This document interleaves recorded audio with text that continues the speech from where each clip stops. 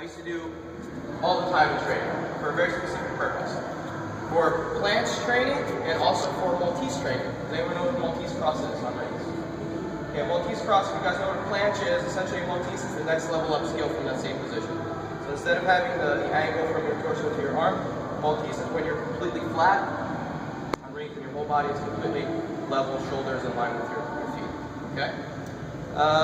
This particular drill has incredible value in terms of building the shoulder stability and strength to be able to handle that type of movement. But what I found is that it's also a fantastic exercise for the most challenging part of the backward roll. The part where most people slip out on. That part where you're coming past vertical and your hands are supposed to be coming by my hips.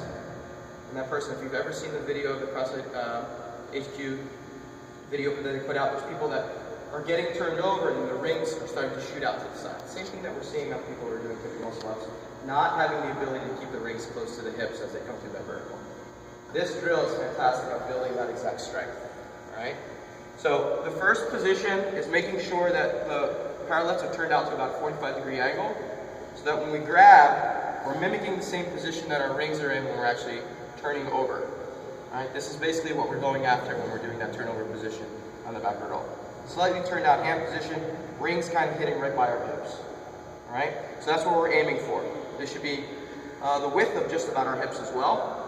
We'll start out in that nice hollow position, and what we're going to try to do at first is just a regular push-up. So just coming down, maybe slightly below the ground, kind of below parallel. Just a couple positions. And then the Maltese push-up is actually slowly starting to get the shoulders to lean further and further forward. Alright, the objective is to eventually actually have your feet peel off the ground and find a balance point where you're not jumping off the ground, but your feet are actually just drifting off the ground because you found a balance point, where you have enough weight traveling forward that your feet peel off the ground. Alright, so it'll slowly start to turn into this. Straight, leaning forward.